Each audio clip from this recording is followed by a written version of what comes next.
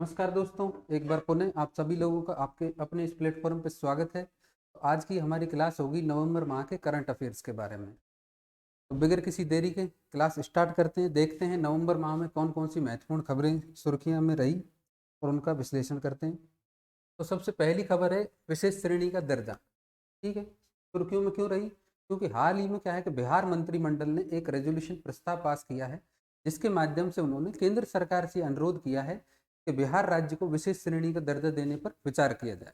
तो अब हमारे सामने दो चार क्वेश्चन पुटअप होते हैं इसके बाद कि आखिर ये विशेष श्रेणी दर्जा है क्या, इसके क्या प्रोविजंस हैं, अगर कहीं प्रोविजंस हैं तो इसके प्रावधान क्या है, क्या मानदंड होने चाहिए जिनके आधार पर विशेष श्रेणी राज्य का दर्जा मिलता है। इसके बाद अगर किसी को मिल भी जाता है किसी राज्य को तो उसके क्या लाभ हैं, क्या लाभ ही लाभ हैं या हानियां भी हैं। और अंत में जिसके कारण ये सुर्खियों में रहा है, बिहार ने अनुरोध किया है, तो क्या बिहार को विशेष श्रेणी राज्य का दर्जा मिल पाएगा।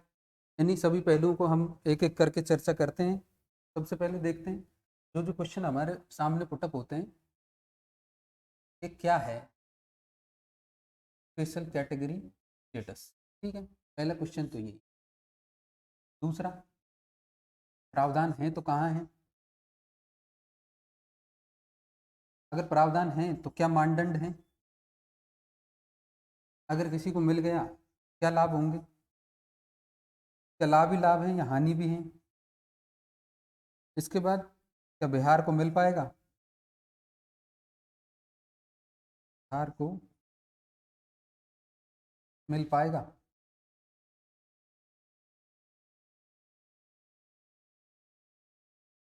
इन सब पर एक एक करके हम चर्चा करते हैं। सबसे पहली बात कि क्या है स्पेशल विशेष श्रेणी दर्जा। तो ये ऐसा कुछ नहीं है, ये एकमात्र एक क्लासिफिकेशन है। क्या है? एक वर्गीकरण है जो किसने किया है, केंद्र सरकार द्वारा किया गया। ठीक है, ये क्या है, एक प्रकार का वर्गीकरण है राज्यों के लिए। किसके द्वारा किया जाता है? केंद्र सरकार के द्वारा। प्रावधान अगर हैं तो कहाँ हैं, या संविधान में ऐसा लिखा हुआ है या किसी आयोग ने ऐसी रिकमेंडेशन दी है। तो बात की जाए संविधान की, बात की जाए संविधान की, संविधान में किसी प्रकार के स्पेशल कैटेगरी स्टेटस के प्रावधान नहीं है। ठीक है, तो कहाँ से आया ये प्रावधान? ये प्रावधान हमने पिछली कक्षा में पढ़ा था। वित्त आयोग कौन से आर्टिकल के तहत? आर्टिकल 280 के तहत। कौन स्थापित करता है?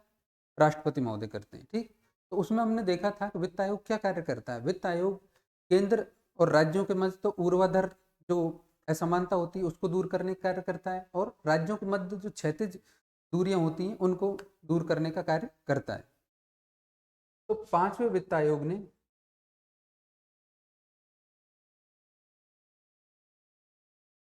1969 में इस प्रकार की रिकमेंडेशन दी थी कि केंद्र सरकार जो राज्यों को वित्तीय सहायता देती है उसके तहत क्या है कि कुछ राज्य भौगोलिक आर्थिक सामाजिक रूप से पिछड़े रह जाते हैं सहायता देने के बावजूद, तो उन पे क्या स्पेशल फोकस करने की जरूरत है केंद्र को। तो उसके लिए पांचवें वित्त आयोग ने रिकमेंडेशन दी कि एक विशेष श्रेणी राज्य का दर्जा दिया जाए राज्यों को, जिससे कि केंद्र सरकार उनको और अच्छे से सहायता दे पाए। ठीक, तो मानदंड क्या है? तो इसके लिए कि पांचवें वित्त आयोग ने कुछ मानदंड भी निर्धारित किए थे कि इस प्रकार की अगर कंडीशन होती है किसी राज्य की, उन कंडीशन को अगर कोई राज्य फुलफिल करता है तो ही उन्हें विशेष श्रेणी का दर्जा दिया जाए। तो उन मानदंडों को देख लेते हैं क्या क्या मानदंड है। पहला, पहाड़ी और दुर्गम इलाका होना चाहिए राज्य का। ठीक है। दूसरा, कम जनसंख्या घनत्व होना चाहिए, अर्थात जनसंख्या विरल हो, कम हो, या फिर राज्य में जनजातीय आबादी का एक बड़ा हिस्सा होना चाहिए। इसके बाद तीसरा, पड़ोसी देशों से लगी सीमाओं पर सामरिक अवस्थिति हो, मतलब स्ट्रेटेजिक लोकेशन पे हो उस राज्य की सीमाएं। जैसे कि मान लीजिए बांग्लादेश से लग रही है या पाकिस्तान से, तो वो सीमा राज्य क्या है, वो एक रणनीतिक अवस्थिति पर लोकेट करते हैं भारत के लिए। ठीक है। इसके बाद आर्थिक और अवसंरचना संबंधी पिछड़ापन होना चाहिए। इसके बाद राज्य के वित्त के स्रोत क्या होने चाहिए, अनिश्चित होना चाहिए। ठीक है, तो ये पांच मानदंड हैं जिसके आधार पर किसी राज्य को विशेष श्रेणी का दर्जा दिया जाता है। अब बात की जाए लाभ। अगर मान लीजिए किसी को इस श्रेणी का दर्जा मिल जाता है तो उससे क्या लाभ होंगे। ठीक है, तो लाभ देख लेते हैं, दो चार लाभ हैं। पहला,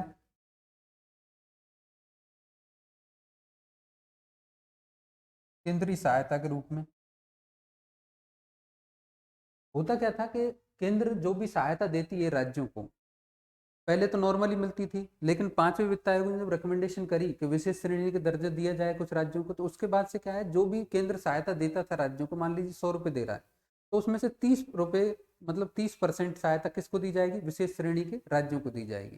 ठीक है, तो सहायता कितनी मिलती थी, 30% विशेष राज्यों को। ठीक है, उसके बाद केंद्रीय प्रायोजित जो भी योजनाएं हैं, केंद्रीय प्रायोजित योजना, उनकी जो फंडिंग होगी, उनकी क्या होगी, उनकी जो भी फंडिंग होगी उसमें क्या है, नॉर्मल स्टेट को फंडिंग किस प्रकार की जाती है, एक तो तरफ हम देख लेते हैं नॉर्मल स्टेट की, एक तरफ हम देख लेते हैं स्पेशल कैटेगरी स्टेट की। नॉर्मल स्टेट में क्या होगा, ज़्यादा से ज़्यादा 60 या 20 की फंडिंग होगी, या फिर 80 या 20, सॉरी 60 या 40 की फंडिंग होगी। कितनी होगी, 60 या 40 की फंडिंग। कैसे, सेंटर देगा अपनी प्राइवेट योजना के लिए 60 रुपये और राज्य को कितने देगा, 40, या फिर हो सकता है सेंटर देगा 80 और राज्य कितने देगा, 80। लेकिन स्पेशल कैटेगरी स्टेटस में क्या होगा, ये फंडिंग 90:10 में होगी। 90 रुपये तो कौन देगा, केंद्र सरकार, और 10 कौन देगा, राज्य देगा। तो राज्य पे क्या है, आर्थिक भार क्या होगा, कम पड़ेगा। ठीक है, इसके बाद ये 10% जो रुपए राज्य को देने हैं, ये भी क्या है कि राज्य चाहे तो केंद्र से लोन के रूप में ले सकता है कि हमारे पास अभी पैसे नहीं है, ये 10% भी आप हमें लोन के रूप में दे दीजिए, और इस पर क्या है, राज्य को ब्याज भी नहीं देना होगा, इंटरेस्ट फ्री लोन होगा ये। ठीक है, तो पहला हमने देखा ये सहायता मिल रही है, केंद्रीय सहायता 30% है। दूसरा, केंद्र प्रायोजित योजनाओं में भी इसको सहायता मिल रही है। तीसरा, हम देखें कि कई बार क्या है कि अन्य जो भी सहायताएं हैं, इनमें क्या है, जैसे मान लीजिए किसी राज्य में उद्योग धंधे नहीं लग रहे, ठीक है, या एक्साइज ड्यूटी, तो इसके लिए क्या करी जाएंगे, केंद्र सरकार क्या करेगी, उत्पाद शुल्क में कमी कर देगी इस राज्य को, उत्पाद शुल्क, ठीक है, सीमा शुल्क या निगम कर, इनमें क्या कर देगी, इनमें क्या कर देगी, कमी कर देगी। क्या कर देगी, केंद्र सरकार कमी कर देगी। इससे क्या होगा, इससे क्या है कि राज्य में उद्योग धंधे बढ़ाने के लिए प्रोत्साहन मिलेगा। जो अन्य राज्य के उद्यमी हैं, वो भी क्या है, इन राज्यों में आकर उद्योग धंधे स्थापित कर पाएंगे। ठीक है, तो ये हमने देखा प्रावधान क्या है, मानदंड क्या है, लाभ क्या है। अब हानि भी है क्या, तो हानि इस राज्य को तो क्या ही हानि होगी, लेकिन हानि किस स्तर पे, पहला तो केंद्र के स्तर पर। क्यों, क्योंकि केंद्र क्या है, 90% इनकी क्या देगी, फंडिंग करेगा योजनाओं की। ठीक, तो केंद्र पे क्या है, भार बढ़ता जाएगा, तो केंद्र का क्या, राज्यकोषीय भार बढ़ेगा। दूसरा, इसके बाद मान लीजिए आप एक स्टेट को विशेष राज्य का दर्जा दे रहे हैं, तो दूसरे स्टेट्स की भी मांग होगी कि हमें भी इस प्रकार का दर्जा दिया जाए। इसके बाद क्या है, एक स्टेट दूसरे स्टेट से क्या ईर्ष्या भी करने लगेगा कि इसने तो विशेष श्रेणी का दर्जा मिला हुआ है और हमें मिल नहीं रहा। ठीक है, तो इस प्रकार की भी हानि हो सकती है। इसके बाद रही कि बिहार को मिल पाएगा क्या, तो ये क्या है, मुख्यतः तो क्या है, एक राजनीतिक पहलू है, क्योंकि ये अगर मिल पाएगा कि राजनीति, सरकार क्या कहती है, सरकार की क्या इच्छा है, ये क्या है, राजनीतिक निर्णय है। ठीक है, फिर भी अगर पैरामीटर्स के आधार पर देखें तो बिहार को मिलने के लिए पहला पैरामीटर क्या है, पहाड़ी और दुर्गम इलाका होना चाहिए, तो लगभग बिहार इसको थोड़ा बहुत फिलफिल करता है। ठीक है, एक राइट लगाया जा सकता है। दूसरा, कम जनसंख्या घनत्व, तो बिहार का कम जनसंख्या घनत्व तो नहीं है। राज्य में जनजातीय आबादी भी क्या है कि जब से झारखंड राज्य बना है, तो ज्यादातर जनजाति कहाँ चली गई, झारखंड में चली गई, तो इस पे पैरामीटर पे बिहार खरा नहीं उतरता। उसके बाद देखें पड़ोसी देशों से लगी सीमाओं पर सामरिक अवस्थिति, तो यहाँ पर बिहार खरा उतरता है। बिहार की क्या है, किस देश के साथ सीमा लगी हुई है, नेपाल के साथ सीमा लगी हुई है। उसके बाद आर्थिक और अवसंरचना संबंधी पिछड़ापन और राज्य वित्त के स्रोत अनिश्चित, तो इस पे भी बिहार खरा उतरता है। पिछड़ापन आपको देखने को मिलेगा, वित्त के स्रोत भी अनिश्चित हैं। क्यों, क्योंकि बिहार के उत्तरी क्षेत्र में आप देखोगे तो हमेशा क्या बाढ़ की स्थिति बनी रहती है, और दक्षिणी क्षेत्र में देखोगे तो कैसी स्थिति बनी रहती है, सूखे की स्थिति बनी रहती है। तो बिहार कुछ कंडीशंस को फुलफिल करता है अच्छी तरीके से, और कुछ को नहीं करता। अब मिलेगा कि नहीं, ये क्या होगा, एक राजनीतिक निर्णय होगा। ठीक है, अब एक इसके बाद हम ये भी देख लेते हैं किन किन राज्यों को मिला हुआ है। तो वर्तमान में क्या है, 11 राज्यों को SCS का दर्जा मिला हुआ है। कौन कौन से, 8, 7 तो हमारे नॉर्थ ईस्ट के हैं जिन्हें हम 7 सिस्टर के नाम से जानते हैं, और एक है सिक्किम, तो मतलब 8 तो हो गए नॉर्थ ईस्ट से, प्लस 3 पहाड़ी राज्य थे पहले, जिनमें एक हिमाचल प्रदेश, उत्तराखंड और अभी तेलंगाना है। पहले क्या जम्मू कश्मीर भी इस श्रेणी में आता था, लेकिन जब से यूटी बनाया वहां से हटा दिया गया है। ठीक है, तो अब कितने हैं, 11 ही हैं। तेलंगाना सबसे लेटेस्ट है। 8 तो हो गए नॉर्थ ईस्ट के, और 2 हमारे हिली स्टेट हो गए, हिमाचल प्रदेश और उत्तराखंड, और एक कौन सा है, तेलंगाना। ठीक है, तो हमने देखा कि विशेष श्रेणी का दर्जा क्या होता है, क्यों सुर्खियों में था, क्या मानदंड है, प्रोविजंस कहाँ पर है, क्या लाभ है, क्या हानि है, बिहार को मिलेगा कि नहीं, ये तो आगामी बात है। तो नेक्स्ट देखते हैं। नेक्स्ट खबर सुर्खियों में जो रही वो थी लाल सागर की, रेड सी की। किसकी? रेड सी। एक बार हम इसकी लोकेशन देख लेते हैं, रेड सी है कहाँ पर। रेड सी आपको मैप में यहाँ पर देखने को मिले, ठीक है, यहाँ से यहाँ तक। लाल सागर समुद्री जल की एक क्या है, संकीर्ण पट्टी है। यह पट्टी स्वेज नहर को, किसको, स्वेज नहर को, स्वेज नहर की लोकेशन यहाँ पर है। ठीक है, कहाँ पर, यहाँ पर। तो दक्षिण पूर्व की ओर बाबल मंडेव जल संधि, बाबल मंडेव जल संधि आपको यहाँ पर मिलेगी, तक फैली हुई है। यह बाबल मंडेव से होकर अदन की खाड़ी, अदन की खाड़ी आपको यहाँ पर देखने को मिलेगी, फिर आगे अरब सागर से जुड़ती है। ये सारा आपको अरब सागर दिख रहा है। अब सुर्खियों में क्यों है? सुर्खियों में इसलिए कि पिछली क्लास में हमने पढ़ा था अरब इजराइल संघर्ष, उसमें हम विशेषकर कौन सा पढ़ा था कि अभी पिछले महीने मतलब अक्टूबर में हमने देखा था 7 अक्टूबर को क्या है, हमास ने इजराइल पर आक्रमण किया। उसके बाद क्या है, इजराइल की सेनाओं ने हमास पर आक्रमण प्रारंभ कर दिया। ठीक है, तो हमने देखा था कि अरब इजराइल संघर्ष चल रहा है। तो उसके बाद क्या है कि यहाँ पर ये हूती विद्रोही हैं, कहाँ पर, यमन में। अब ये किसके समर्थक हैं? ये हैं हमास के समर्थक। अब इजराइल हमास पर आक्रमण किए जा रहा है, लगभग 25,000 लोग अभी तक हमास के मर गए, मतलब गाजा पट्टी में मर गए जहाँ पर हमास है।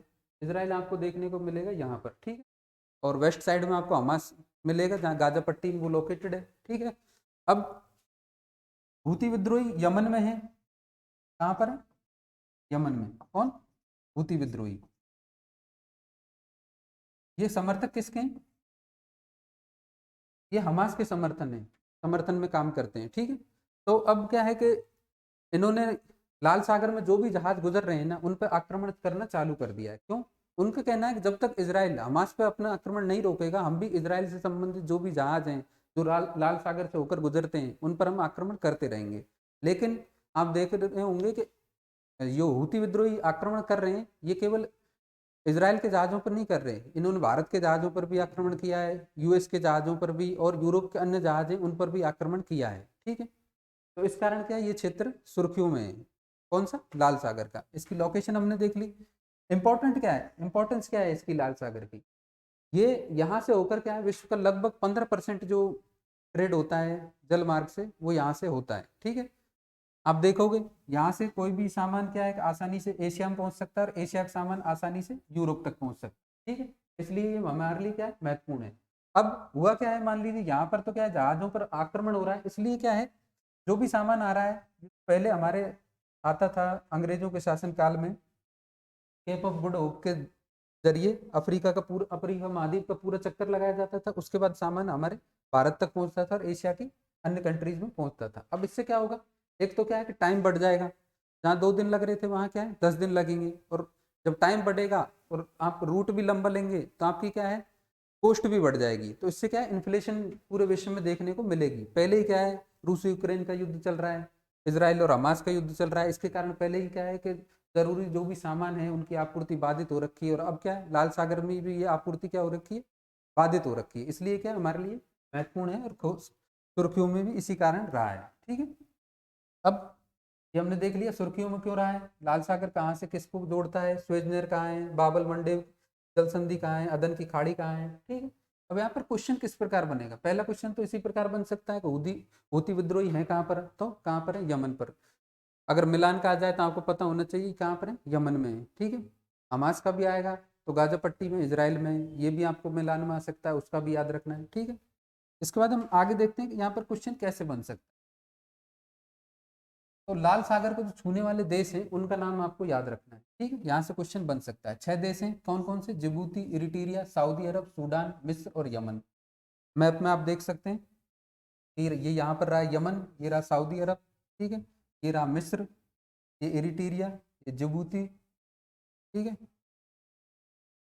कितने देश हो गए, 1 2 3, और ये सूडान 4, एरिट्रिया 5, और जिबूती 6 देश हो गए। इन 6 का आपको नाम याद रखना है। क्यों? क्योंकि क्या यूपीएससी इसी प्रकार क्वेश्चन फ्रेम करती है, जो भी लोकेशन खबरों में रहती है किसी भी कारण से वहां से यूपीएससी जोड़ के क्वेश्चन बना देती है। जैसे कि आप देख पा रहे हैं यूपीएससी में प्री 2017 क्वेश्चन बनाया है कि भूमध्य सागर निम्नलिखित में से किन देशों की सीमा साझा करता है। ठीक है, तो आपको इनमें से देखना है कि कौन कौन से देशों की सीमा साझा करता है। ठीक है, हालांकि आंसर अपन दे सकते हैं, बट आप कमेंट सेक्शन में बताएंगे कि इसका आंसर क्या होगा। आपको इसके लिए किसको देखना है? भूमध्य सागर को देखना है, कौन कौन से देशों की सीमा भूमध्य सागर से लगती है। इसी प्रकार हमें क्या याद करना है आपके टॉपिक से? लाल सागर की सीमा किन किन देशों से लगती है। ठीक है, तो ये हमारे दो टॉपिक थे, दोनों कवर हुए। आगे देखते हैं।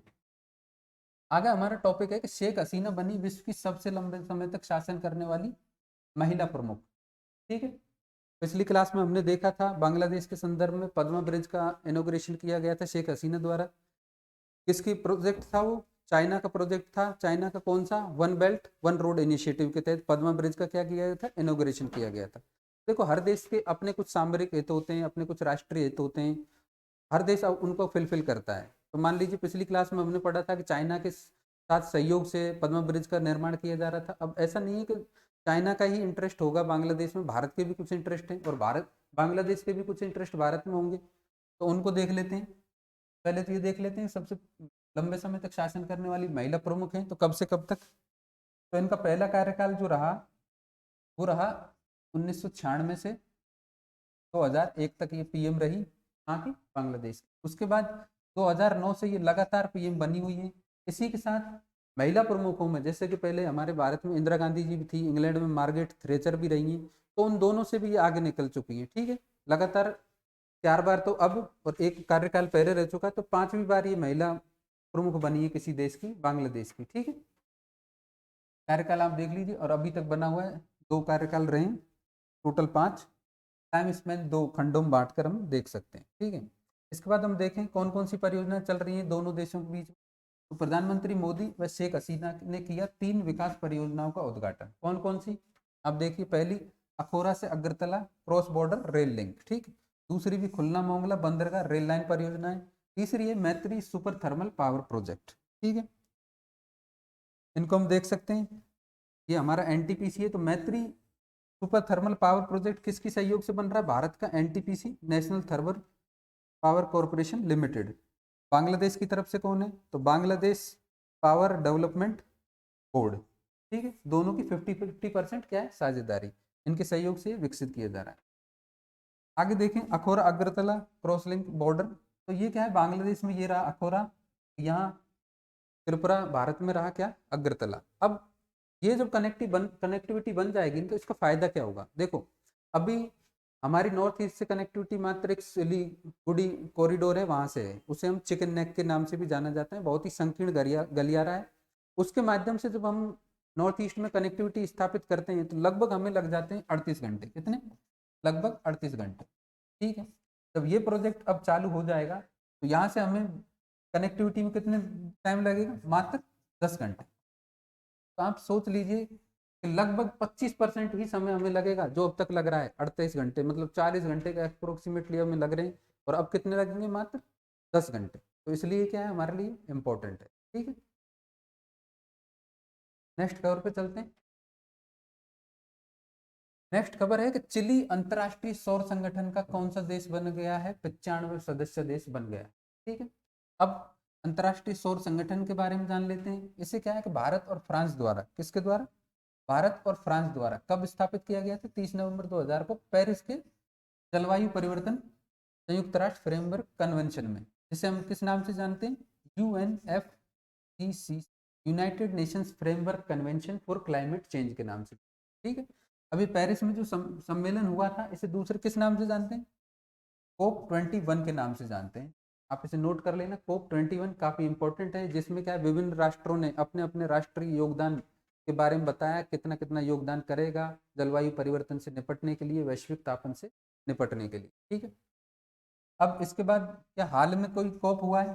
तो हर साल होता है, 20 में नहीं हुआ था कोरोना के कारण, तो अभी हुआ है COP28। कहाँ पर हुआ है? ये हुआ है यूएई में। कहाँ पर? यूएई की एक शहर है, कहाँ? दुबई में हुआ है। ठीक, इसको आपको याद रखना है क्योंकि इंपॉर्टेंट है, हर साल क्वेश्चन बनता है। ठीक, आईएसए के बारे में हमने देख लिया कैसे स्थापित हुआ था।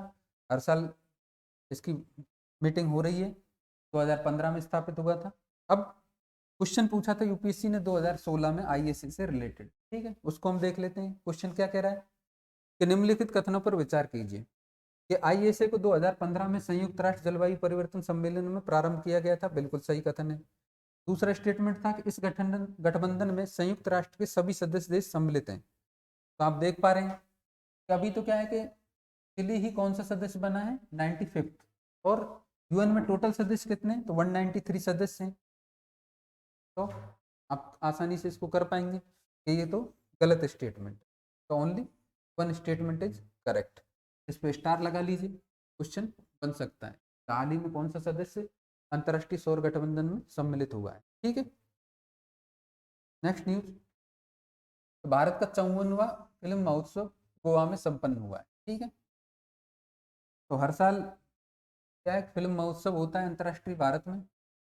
पहला कहाँ हुआ था, फर्स्ट हुआ था मुंबई में, कब, 1951 में, ठीक है। गोवा ऐसा पहला राज्य लगातार 20वीं बार इसका आयोजन कर रहा है। कौन सी बार, लगातार 20वीं बार, ठीक है। अब इसमें कुछ अवार्ड दिए जाते हैं, उन अवार्ड्स के बारे में देख लेते हैं। कौन सा अवार्ड किसको दिया गया है, तो सर्वश्रेष्ठ फिल्म का स्वर्ण मयूर अवार्ड, गोल्डन पिकॉक अवार्ड किसे दिया गया है, अब्बास अमीनी द्वारा निर्देशित फारसी फिल्म एंडलेस बॉर्डर्स को। ये देख पा रहे हैं, एंडलेस बॉर्डर्स फिल्म का प्रोमो लगा हुआ है, तो क्या दिया गया है, स्वर्ण मयूर का अवार्ड, गोल्डन पिकॉक का अवार्ड, ठीक है। इसके बाद सत्यजीत रे अवार्ड के बारे में, सत्यजीत रे लाइफ टाइम अचीवमेंट अवार्ड किसे दिया गया है, तो हॉलीवुड अभिनेता और निर्माता है माइकल डगलस को दिया गया है, इसलिए अंतर्राष्ट्रीय सिनेमा में उनकी उत्कृष्ट कार्य के लिए, ठीक है। और अंतर्राष्ट्रीय भारतीय फिल्म महोत्सव का ये सबसे बड़ा पुरस्कार है, इसको नोट कर लीजिए, पूछा जा सकता है, ठीक है। कौन सा, सत्यजीत रे लाइफ टाइम अचीवमेंट अवार्ड। इसके बाद नेक्स्ट, लेखक ऋषभ शेट्टी को कांतारा के लिए उनके बेमिसाल कार्य के लिए क्या दिया गया, रजत मयूर पदक और स्पेशल जूरी अवार्ड भी दिया गया है, ठीक है। कांतारा मूवी सबने देखी होगी। कांतारा मूवी क्या है, भारत की दक्षिण राज्य में बनी हुई मूवी है। इसमें क्या है कि भारतीय संस्कृति पर स्पेशल एम्फेसिस किया गया है। कैसे कि जैसे हमारे यहाँ देवतल आते हैं ना, कई बार आपने गाँव में देखा होगा, किसी के भैरू बाबा आ रहा है, किसी की माता आ रही है, जागरण होता है जब, तो इसी प्रकार इस फिल्म में भी वही दिखाया गया है, लोकल संस्कृति को दिखाया गया है, किस प्रकार देवी देवता हैं जिन्हें हम भूलते जा रहे हैं, ठीक है, उन पर इसमें एम्फेसिस किया गया है इस फिल्म। अगर किसी ने ना देखी हो तो एक बार जरूर देखें। कांतारा मूवी के लिए किसे दिया गया है, ऋषभ शेट्टी को दिया गया है, ठीक है। नेक्स्ट, पहला सर्वश्रेष्ठ वेब सीरीज पुरस्कार 2023-20 में दिया गया है, आप सब लोगों ने देखी होगी, क्या, पंचायत देखी होगी, ठीक है। तो पंचायत के कौन से सीजन को दिया गया है, पंचायत सीजन 2 को दिया गया है। मान लीजिए ऑप्शन में दो आ जाए, पंचायत सीजन 1, पंचायत सीजन 2, तो आपको पता होना चाहिए कौन से सीजन को दिया गया है, पंचायत सीजन 2 को दिया गया है। सचिव जी को आप सब लोग जानते ही हैं, कोटा फैक्ट्री में भी देखा होगा आपने, जीतू भैया। अगर नहीं देखा है तो दोनों वेब सीरीज बहुत ही मस्त हैं, आप लोग जरूर देखें, ठीक है। नेक्स्ट, नेक्स्ट बात है यूनेस्को क्रिएटिव सिटी नेटवर्क के बारे में, ठीक है। तो हाल ही में हुआ क्या है, यूनेस्को की क्रिएटिव सिटी नेटवर्क में क्या भारत के 2 शहरों को शामिल किया गया। कौन कौन से, तो पहला तो कोकीजोड़ है, कहाँ का, केरल का, और दूसरा है ग्वालियर, मध्य प्रदेश का। अब ये जो सिटी शामिल होती है इस लिस्ट में, वो 7 श्रेणियों में शामिल होती हैं, ठीक है, जैसे कि फिल्म हुई, पाक कला हुई, कला हुई। तो इसी प्रकार इन 2 शहरों को कौन सी श्रेणियों में शामिल किया गया है, तो कोकीजोड़ को तो किया गया है साहित्य की नगरी के रूप में, ठीक है। और साहित्य की नगरी के रूप में इस श्रेणी में स्थापित होने वाला ये भारत का क्या है, पहला शहर है। जबकि ग्वालियर को क्या किया गया, संगीत की नगरी के रूप में शामिल किया गया है। लेकिन संगीत की नगरी के रूप में ग्वालियर पहली सिटी नहीं है, इससे पहले भी 2 सिटी और हैं, ग्वालियर तीसरी सिटी है। पहली कौन सी है, वाराणसी, और दूसरी कौन सी है, चेन्नई, ठीक है। तो याद रखना, एग्जामिनर अगर मान लो थोड़ा ब्लफ करने के लिए लाइन घुमा के दे दे कि ग्वालियर को भी क्या है कि पहली कौन सी सिटी के रूप में, संगीत की नगरी के रूप में शामिल किया गया, तो नहीं, कोकीजोड़ को जरूर किया गया है पहली साहित्य की नगरी के रूप में, ठीक है। तो ये हमें याद रखना है। इसके बाद जो बच्चे राजस्थान की स्पेशल तैयारी कर रहे हैं उनको पता होना चाहिए कि राजस्थान का भी एक शहर इस लिस्ट में शामिल है। कौन सा, जयपुर, ठीक है। तो ये कला के क्षेत्र में, इसके लिए लोक कला के लिए शामिल किया गया। ठीक है, याद रखना है। नेक्स्ट देखते हैं, भारत के पहले अंतर्राष्ट्रीय क्रूज लाइनर को घरेलू नौ संचालन की हरी झंडी दी गई। नाम क्या है इस क्रूज का? Costa Serena. ठीक है, ये क्या करेगा? ये भारत का पहला अंतर्राष्ट्रीय क्रूज जहाज है जिसे पहली समुद्री यात्रा इसने स्टार्ट की है। किस लिए? ये देखो अपना देश पहल से प्रेरित है, जिसका मुख्य उद्देश्य क्या है कि तटीय राज्यों और द्वीपों के पर्यटन स्थलों को क्रूज गंतव्य विकसित करना है। अब आप सोचोगे सर इसका क्या इंपॉर्टेंस है? तो देखो, हमेशा पढ़ाई करते रहना इंपॉर्टेंस नहीं है। जब कभी आप बोर हो, आपको लगे कहीं घूमने जाना है, तो इसलिए चलाया गया है आपके लिए। ठीक है, जब कभी आपका मन करे तो क्रूज की सेवा लेनी है आपको, तो आपके लिए जहाज तैयार कर दिया गया है। इसमें लगभग 400 रूम है, आप आराम से बुक कीजिए और घूम के आइए। ठीक है, नेक्स्ट, भारत का 42वां अंतर्राष्ट्रीय व्यापार मेला कहाँ संपन्न हुआ है? अभी में नई दिल्ली में। नई दिल्ली में स्पेशल कहाँ? भारत मंडप पे। ठीक है, किसके द्वारा? तो इंडिया ट्रेड प्रमोशन ऑर्गेनाइजेशन के तत्वाधान में ये हुआ है। थीम क्या थी? थीम आपको याद रखनी है, थीम थी वसुदेव कुटुंबकम। बस इतना ही याद रखना है। प्रगति मैदान में लगता है, प्रगति मैदान में भी स्पेशली कहाँ? भारत मंडप पे ये लगाया गया है। कौन सा था? 42nd। थीम याद रख लेना, कौन सा था, कहाँ पर लगाया है, 3 चीज आप याद रखना। ठीक है, नेक्स्ट न्यूज पे चलते हैं, भारत आटा। अब ये एक महत्वपूर्ण न्यूज है। क्यों? क्योंकि अब अगर आपने आरएस का सिलेबस देखा हो तो उसमें क्या है कि बेरोजगारी के साथ साथ गरीबी का भी वर्णन है। ठीक है, हमारे सिलेबस में एक टॉपिक क्या मेंशन है? गरीबी। उसके साथ एक टॉपिक और मेंशन है, पीडीएस। कौन सा? पीडीएस, लोक वितरण प्रणाली, पब्लिक डिस्ट्रीब्यूशन सिस्टम। ठीक है, तो वो इसी, अब ये जो पहले ये इसी इन्हीं टॉपिक्स के अंदर कवर होगी आपकी। ठीक है, पीडीएस या गरीबी के अंदर। जैसे ही मान ले मेंस में आपको लिखने का मौका मिलेगा गरीबी से निजात दिलाने के लिए या इन्फ्लेशन से निजात दिलाने के लिए या पीडीएस के तहत भारत सरकार द्वारा कौन कौन सी योजनाएं चलाई जा रही हैं, तो भारत आटा भी अब आप लिख सकते हैं। ठीक है, अब यह है क्या भारत आटा? तो भारत आटा क्या है कि केंद्र सरकार ने आम आदमी को महंगाई से एक बड़ी राहत देते हुए भारत आटा क्या किया है? लॉन्च किया है। इसकी कीमत कितनी होगी? 27.5 रुपये किलो। पहले इसकी कीमत जब ये फ्लैगशिप योजना के रूप में चलाया गया था, एक बार फ्लैगशिप योजना ऐसी रहती, मतलब एक पायलट प्रोजेक्ट के रूप में चलाया गया, सॉरी फ्लैगशिप नहीं, पायलट प्रोजेक्ट। पायलट प्रोजेक्ट में क्या है, ये चेक किया गया कि इस प्रकार का अगर वितरण किया जाएगा आटे का तो क्या परेशानी आ सकती है और इसे कैसे सुधारा जा सकता है। तो तब इसकी कीमत थी 29.5 रुपये किलो। ठीक है, उस रेट पे भी इसको खूब बेचा गया और खूब लोगों ने इसका लाभ लिया। अब इसकी कीमत कितनी रहेगी? 27.5 रुपये किलो। ये आटा होगा कैसा? ये आटा होगा फोर्टिफाइड। कैसा होगा? आप लोगों ने पढ़ा होगा फोर्टिफाइड। फोर्टिफाइड में क्या होगा? इसमें क्या है, न केवल अनाज होगा बल्कि दाल भी होगी और चावल भी होगी। ठीक है, इसका मिक्सचर होगा ये आटा। कितने रुपए किलो मिलेगा? 27.5 रुपये। किन को मिलेगा? जो इसके लिए एलिजिबल हैं, जैसे कि बीपीएल परिवार वाले। ठीक है, सबको नहीं है कि जाके मैं भी दुकान से खरीद लूँ। ठीक है, जैसे अभी मान लो 35-40 रुपये किलो बाजार में आटा मिल रहा है, 40 से मतलब स्टार्ट हो रहा है, 70 तक भी चले जाता है। आप जैसी क्वालिटी लेना चाहें और आप सोचें कि नहीं नहीं यार भारत सरकार भी बढ़िया दे रही है, चलो मैं जाके ले लूँ, तो नहीं, ये केवल एलिजिबल पर्सन के लिए है। जैसे किसी के पास बीपीएल कार्ड है तो कार्ड दिखाना पड़ेगा इसके लिए आपको, राशन कार्ड, तब आपको मिलेगा। ठीक है, अब मिलेगा कहाँ कहाँ? तो आप नाफेड के स्टॉल पे से ले सकते हैं इसे। ठीक है, दूसरा एनसीसीएफ के स्टॉल से ले सकते हैं, केंद्रीय भंडार से ले सकते हैं, और अन्य दुकान जहां पर ये उपलब्ध कराया जा रहा है रिटेलर की, वहां से भी आप इसको ले सकते हैं। ठीक है, तो ये खबर रही भारत आटा के बारे में। कौन से टॉपिक में कवर होगी ये भी हमने देख लिया, पीडीएस के वाले में और गरीबी वाले में। ठीक है, नेक्स्ट देखते हैं। नेक्स्ट खबर है कि केरल देश का पहला राज्य बन गया है जिसने क्या है कि अपने सभी जिलों में हॉलमार्क के केंद्र स्थापित कर दिए हैं। केरल में पहले जिले कितने हैं? तो केरल में क्या है कि 14 जिले हैं, 14। सभी में क्या कर दिया है कि हॉलमार्किंग केंद्र स्थापित कर दिए गए हैं। ठीक है, किसके लिए? आभूषणों के लिए।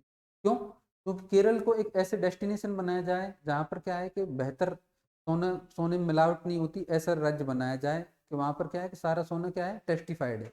किसके द्वारा? हॉलमार्किंग के द्वारा। ठीक है, अभी हॉलमार्किंग के बारे में देख लेते हैं। तो आभूषणों के लिए हॉलमार्किंग योजना बीआईएस द्वारा कब से प्रारंभ की गई थी? 2000 में। बीआईएस क्या है?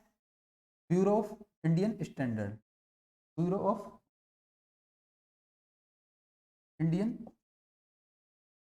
स्टैंडर्ड, ठीक है, BIS द्वारा कब करी, 2000। HUID हॉलमार्क की प्रारंभ कब किया, 1 जुलाई 2021 को। HUID हॉलमार्क होता क्या है, ये 6 अंकों का होता है, अल्फा न्यूमेरिक होता है, कुछ अल्फाबेट्स होते हैं और कुछ नंबर होते हैं, ठीक है। और 31 मार्च 2023 के बाद 6 अंकों के अल्फा न्यूमेरिक हॉलमार्क विशिष्ट पहचान संख्या के बिना सोने के आभूषणों की क्या है, बिक्री पर रोक है। अब तो कोई भी आभूषण आपको इस नंबर के बगैर मिल ही नहीं सकता, अगर मिल रहा है तो वो क्या है, इलीगल है, ठीक है। नेक्स्ट न्यूज देखते हैं कि देश के नए मुख्य सूचना आयुक्त बने कौन, हीरालाल समरिया। अब मुख्य सूचना आयुक्त का पद है कैसा, क्या संवैधानिक पद है या सांविधिक पद है, इसको देख लेते हैं सबसे पहले। तो संविधान में क्या कोई उल्लेख है क्या, नहीं, ये संविधान में उल्लेख नहीं है। ये कैसे बना है, RTI एक्ट 2005 में इसकी बात की गई। एक निर्वाचन नहीं, एक सूचना आयोग बनाया जाएगा, केंद्रीय सूचना आयोग, राज्यों के स्तर पर राज्य सूचना। उसके बाद क्या है कि केंद्र सरकार ने एक नोटिफिकेशन निकाला गजट में और उससे क्या इस पद का सृजन हुआ। अब होते कितने हैं सूचना आयुक्त, तो एक तो मुख्य सूचना आयुक्त होता है, ठीक है। सूचना आयोग में कितना होता है, एक मुख्य सूचना आयुक्त और 10 से अनाधिक, मतलब 10 से अनाधिक मतलब 10 से अधिक नहीं होंगे कौन, सूचना आयुक्त, ठीक है। नियुक्त कौन करता है, तो नियुक्ति करते हैं राष्ट्रपति द्वारा नियुक्ति होती है। राष्ट्रपति किसकी सिफारिश पर इनकी नियुक्ति करता है, तो एक समिति बनती है जिसमें क्या है कि PM, ठीक है, लीडर ऑफ अपोजिशन, और प्रधानमंत्री द्वारा नॉमिनेट एक मंत्री, कैबिनेट मिनिस्टर। कैसे, कैबिनेट मंत्री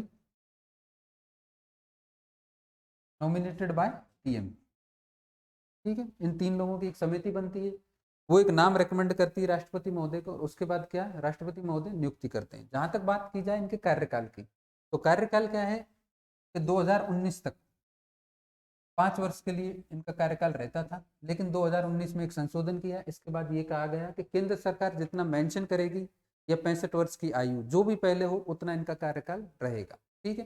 तो पहले था 5 वर्ष, काट लेना, 2019 से कितना हो गया, केंद्र द्वारा दिया गया या मेंशन किया गया या 65 वर्ष की आयु जो भी पहले हो, ठीक है। अब राजस्थान वाले को ये नाम विशेष रूप से याद रखना है कि इसका, हीरालाल सामरिया जी का। क्यों, क्योंकि राजस्थान से बिलोंग करते हैं, पहाड़ी जिला, पहाड़ी गांव, जिला डीग। पहले क्या है भरतपुर में हुआ करता था डीग, लेकिन अभी क्या है अलग से एक डिस्ट्रिक्ट बना दिया गया है, ठीक है। तो आपको ये याद रखना है। पिछली क्लास में भी हमने पढ़ा था कि 16वें वित्त आयोग का गठन किया गया है, जिसके अध्यक्ष बनाए गए कौन, अरविंद पनगड़िया जी को। कहाँ से बिलोंग करते हैं, राजस्थान से। राजस्थान में भी कहाँ से, भीलवाड़ा से, ठीक है। तो इनका नाम आपको याद रखना है। नेक्स्ट न्यूज, नेक्स्ट न्यूज है बुकर पुरस्कार 2023 के बारे में। 3 स्टार लगा लो, बहुत से एग्जाम में पूछा जाता है, ठीक है। किसको मिला है, तो लेखक पॉल लिंच को मिला है। किस लिए, उनके उपन्यास के लिए। उपन्यास कौन सा लिखा है उन्होंने, प्रोफेट सॉन्ग, ये रहा उपन्यास, और ये रहे पॉल लिंच, ठीक है। दोनों आपके सामने। अब बुकर पुरस्कार की शुरुआत कब से हुई थी, तो 1969 से हुई, लेकिन 2013 तक, कब तक, 2013 तक ये केवल राष्ट्रमंडल देशों, जिम्बाब्वे और आयरलैंड देशों में जो रहने वाले हैं उनके द्वारा लिखे गए अंग्रेजी उपन्यास के लिए ही मिलता था। लेकिन 2014 से ये क्या है कि सबके लिए ओपन कर दिया गया है। 2014 से किसके लिए, संपूर्ण विश्व के कोई भी साहित्यकार हो, लेकिन लिखा किसने में होना चाहिए उपन्यास, अंग्रेजी में, ठीक है। तो लैंग्वेज याद रखना, 2013 तक पूछ लिया जाए, अगर पूछ लिया जाए कि प्रारंभ से ही सबको मिलता है, तो नहीं, 2013 तक किसको मिलता था, राष्ट्रमंडल देशों और आयरलैंड एवं जिम्बाब्वे, ठीक है। और 2014 से सबके लिए ओपन हो गया। अब कौन कौन से भारतीयों को मिला है उसको देख लेते हैं। तो क्योंकि भारत तो पहले से ही राष्ट्रमंडल देशों के सदस्य है, ठीक है, तो भारत वालों को कौन कौन सा मिला है, तो अरुण अड़गा को मिला है 2008 में, किरण देसाई को मिला है 2006 में, अरुंधति रॉय को मिला है 1997 में। इसके बाद 2 भारतीय मूल के भी आदमी रहे जिनको मिला है, तो कौन कौन? सलमान रशीदी को मिला है 1981 में और वी.एस. नौपॉल को मिला है 1971 में। ठीक है, ये नाम है आपको याद रख लेने, और स्पेशल ये तो याद रखना ही है। करंट से रिलेट, करंट का ही पूछा जाएगा तो ये पूछा जाएगा किसको मिला है, पॉल लिंच को मिला है, किसके लिए, प्रॉफिट सॉन्ग के लिए। अगर करंट से रिलेट करके हिस्ट्री में जाके पूछेगा तो इनके बारे में पूछ सकता है, 1-2 लाइन और ऐड कर सकता है, वो भी आपको लिखवा दी, तो इनको भी आपको याद कर लेना है। ठीक है, इसके बाद दूसरा महत्वपूर्ण पुरस्कार है इंदिरा गांधी पुरस्कार। किसके द्वारा दिया जाता है? तो ये इंदिरा गांधी मेमोरियल ट्रस्ट के द्वारा दिया जाता है। द्वारा इंदिरा गांधी मेमोरियल ट्रस्ट के द्वारा। आप सोचें कोई भारत सरकार देती होगी, ट्रस्ट देता है इसको। ठीक है, कितने रुपए का पुरस्कार मिलता है? 25 लाख का मिलता है, साथ में प्रशस्ति पत्र भी मिलता है। ठीक है, इस बार का किसे दिया गया है? 2022 का, अभी 2022 का ही मिला है, किसे दिया गया है? तो एक कोविड योद्धाओं के प्रतिनिधि के रूप में इंडियन मेडिकल एसोसिएशन को दिया गया है एक तो। ठीक है, और trained nurses association of India NI को संयुक्त रूप से दिया गया है इन दोनों। ठीक है, तो कौन देता है, कितने रुपए मिलते हैं, 2022 का किसको मिला है, ये सभी आप याद कर लेंगे। नेक्स्ट, निकारगुआ की सन्निस, निकारगुआ की सन्निस ग्लासियोस को क्या मिला है? 2023 का मिस यूनिवर्स का खिताब मिला है। ठीक है, अब भारत से भी किसी को मिला है क्या? मिस यूनिवर्स भारत से बनी है, तो वो भी आप याद रख लीजिए कौन कौन बनी है। एक तो सुष्मिता सेन बनी है। ठीक है, एक लारा दत्ता बनी है, और एक हाल फिलहाल 2021 में बनी थी, नाम याद है किसी को? अरनाज और संधू। ठीक है, तो भारत से भी 3 मिस यूनिवर्स बनी हुई है। साल का किसको मिला है? सन्निस ग्लासियोस को मिला। ठीक है, याद कर लेना। नेक्स्ट, के भारतीय मूल के प्रसिद्ध ब्रिटिश अमेरिकी लेखक सलमान रश्दी, जिनका नाम अभी हमने स्लाइड में पढ़ा था, उनको भी क्या मिला हुआ था? बुकर पुरस्कार मिला हुआ था। इनको क्या मिला है? पहला, मतलब ये प्राइज अभी पहली बार स्टार्ट हुआ है और पहली बार में इनको मिला है कौन सा?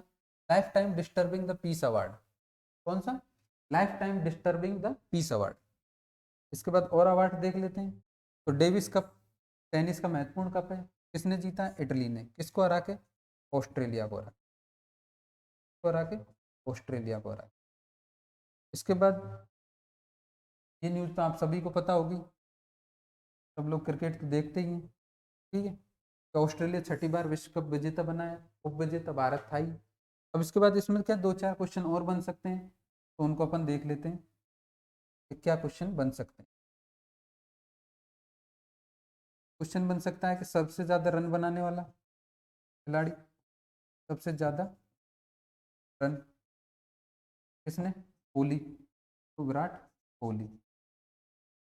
ठीक है, सबसे ज़्यादा हाफ सेंचुरी 50s में लिख देता हूँ, ये भी विराट कोहली। ठीक है, सबसे ज़्यादा चौके फोर्स, तो ये भी विराट कोहली। तो 3 तो विराट कोहली के ही हो गए। इसके बाद सबसे ज़्यादा अगर 6 की बात की जाए तो अपना हिटमैन रोहित शर्मा। अर्धशतक में तो कोहली है ही है, शतक में कौन है? तो शतक में है 100 में क्विंटन डिकॉक। डिकॉक का नाम आप सब जानते हैं, साउथ अफ्रीका के ओपनर बैट्समैन है और विकेट कीपर भी है। ठीक है, सबसे ज़्यादा विकेट की बात की जाए तो विकेट में भी आप जानते हैं भारत के ही मोहम्मद शामी। मतलब काफी कुछ मिला भारत को, विकेट लेने वाले भारत से, सबसे ज्यादा रन बनाने वाले भारत से, छक्के लगाने वाले भारत से, चौके लगाने वाले भारत से, लेकिन ट्रॉफी कौन ले गया? ऑस्ट्रेलिया ले गया। ये एक दुख की बात है, बट कोई नहीं, खेल है, हार जीत लगी रहती है। इसके बाद नेक्स्ट न्यूज है सैयद मुश्ताक अली ट्रॉफी, ये भी क्रिकेट से रिलेटेड है। तो विजेता कौन रहा है? पंजाब। उप विजेता कौन रहा है? इन्होंने हराया किसको? बड़ौदा को। ठीक है, कुछ खेल पर संबंधित सूचना थी। आगे देखते हैं, ये भी खेल से रिलेटेड है। सुल्तान ऑफ जोहर कप, ये किससे संबंधित है? ये है हॉकी से रिलेटेड, हॉकी से रिलेटेड। कहाँ पर हुआ? मलेशिया में। जीता कौन है? जर्मनी। हारा कौन? उप विजेता कौन रहा? यहाँ भी ऑस्ट्रेलिया रहा। कौन रहा? ऑस्ट्रेलिया। ठीक है, भारत का कौन सा स्थान रहा है इसमें? भारत ने क्या पाकिस्तान को 6-3 से 6-5 से पराजित करके तीसरा स्थान प्राप्त किया। भारत का याद रख लेना है और फर्स्ट याद रख लेना, ठीक है। उसके बाद नेक्स्ट है एंजेलो मैथ्यू। टाइम आउट होने वाले क्या बने, पहले खिलाड़ी बने। इंपॉर्टेंट है क्योंकि ये पहली बार हुआ है क्रिकेट के इतिहास में, 150 साल के क्रिकेट के अंतर्राष्ट्रीय क्रिकेट के इतिहास में पहली बार कोई खिलाड़ी क्या हुआ है, टाइम आउट हुआ है। मैच आप लोगों ने देखा ही होगा, वर्ल्ड कप का मैच चल रहा था श्रीलंका और बांग्लादेश के खिलाफ। एंजेलो मैथ्यू जब स्ट्राइक पे आए, उनके हेलमेट की स्ट्रिप टूट गई थी, उसके कारण क्या है कि वो 2 मिनट में अपना खेल स्टार्ट नहीं कर पाए, मतलब क्रीज पे नहीं वो अपना परफॉर्मेंस स्टार्ट कर पाए, इसलिए क्या है उन्हें टाइम आउट दे दिया गया, ठीक है। किसने, एक्चुअली क्या है कि बांग्लादेश के कप्तान साकिब उल हसन ने एम्पायर से अपील की कि सर इनका टाइम पूरा हो गया है तो इनको टाइम आउट दिया जाए, तो एम्पायर को भी आखिरकार इनको टाइम आउट देना पड़ा। इस पर काफ़ी कंट्रोवर्सी भी हुई, आप सब लोगों ने देखा होगा। अगर क्वेश्चन आ जाता है पहले खिलाड़ी कौन से हैं जो टाइम आउट हुए हैं, कौन है, एंजेलो मैथ्यूज। इसके बाद ये क्वेश्चन, इस पर भी आप 3 स्टार लगा लीजिए, क्यों, क्योंकि हॉल ऑफ फेम में तो क्या है कि हर साल ही खिलाड़ी सम्मिलित होते हैं, लेकिन पहली बार कोई भारतीय महिला शामिल हुई है। क्या नाम है उनका, डायना एडुल्जी, ठीक है। ये बाकी के 3 नाम भी आप याद कर लेना चाहो तो, वीरेंद्र सहवाग और श्रीलंका के अरविंद डी डिसिल्वा, लेकिन सबसे महत्वपूर्ण कौन सा है, डायना एडुल्जी। क्यों, क्योंकि पहली भारतीय महिला है जिनको इसमें शामिल किया गया है, ठीक है। नेक्स्ट, 33वें राष्ट्रीय खेलों का आयोजन कहाँ पर हुआ, गोवा में। पिछले महीने की करंट अफेयर में भी हमने पढ़ा था गोवा में स्टार्ट होने होने जा रहे हैं, लेकिन हमने देखा था कि अभी परिणाम आए नहीं, तो इस महीने के क्या परिणाम भी आ गए, तो उनको देख लेते हैं क्या परिणाम रहे। तो सबसे पहले इसका शुभंकर क्या है, शुभंकर क्या है, मोगा, इसका शुभंकर। मोगा होता क्या है, मोगा यहाँ का भैंसा होता है, ठीक है। कुल खेल कितने हुए, 43 खेल हुए, और अब तक ये क्या है, सर्वाधिक खेल है, ठीक है। लगोरी और योगा को भी 37वें राष्ट्रीय खेलों को में क्या किया गया, सम्मिलित किया गया। यह खेल गोवा के 5 शहरों में आयोजित किए गए। हालांकि साइकिलिंग और गोल्फ कहाँ आयोजित किए गए, दिल्ली में। तो याद रखना, अगर एग्जामिनर किसी प्रकार का ब्लफ करे कि सारे खेल गोवा में आयोजित हुए, तो आपको पता होना चाहिए गोल्फ और साइकिलिंग कहाँ पर हुई, दिल्ली में हुई। इसके बाद गोवा ने अपने इतिहास में पहली बार इस आयोजन की मेजबानी की है, ठीक है, इसको भी याद रख लेना। खिलाड़ियों का प्रदर्शन देख लेते हैं। सर्वश्रेष्ठ खिलाड़ी का पुरस्कार किसे मिला है, ओलंपिक तैराक कर्नाटक के श्रीहरि नटराज को मिला, जिन्होंने क्या किया, तैराकी में 8 स्वर्ण, 1 रजत और 1 कांस्य सहित कुल कितने पदक जीते, 10। सर्वश्रेष्ठ महिला खिलाड़ी का पुरस्कार किसी को मिला है, तो ये संयुक्त रूप से मिला है 2 महिलाओं को। पहली कौन है, संयुक्ता परसेन काले, कहाँ की, महाराष्ट्र की, और दूसरी है ओडिशा की प्रणति नायक। दोनों को संयुक्त रूप से दिया गया, ठीक है। जहाँ तक बात की जाए पदक तालिका की, तो पहला स्थान किसका रहा है, महाराष्ट्र का, ठीक है, 80 गोल्ड, 69 सिल्वर, तो इतने ब्रॉन्ज, ठीक है। दूसरा सेना या सर्विसेज का रहा, तीसरे पर हरियाणा। और राजस्थान की बात की जाए तो राजस्थान का कौन सा स्थान रहा है, 13वां स्थान रहा है, ठीक। नेक्स्ट, तुर्कियों में रही सर्वोच्च न्यायालय की पहली महिला न्यायाधीश फातिमा बीबी। एक्चुअली अभी इनका हाल ही में क्या है, निधन हो गया है। देखो वैसे तो बहुत सारी आपने देखी होंगी इस्लामिक कंट्रीज हैं, लेकिन कहीं भी किसी भी देश में आज तक सुप्रीम कोर्ट में कोई महिला न्यायाधीश नहीं पहुंची, ये केवल भारत में पहुंची है। और भारत की महिला न्यायाधीश क्या नाम है इनका, फातिमा बीबी। हाल ही में इनका क्या हो गया, निधन हो गया। सुप्रीम कोर्ट में अपनी सेवाएं देने के बाद ये क्या है कि राष्ट्रीय मानवाधिकार आयोग में भी इन्होंने अपनी सेवाएं दी, उसके बाद तमिलनाडु के राज्यपाल के रूप में भी अपनी सेवाएं दी, ठीक है। तो इन 2 पॉइंट को भी याद रखना, न केवल सुप्रीम कोर्ट में रही बल्कि मानवाधिकार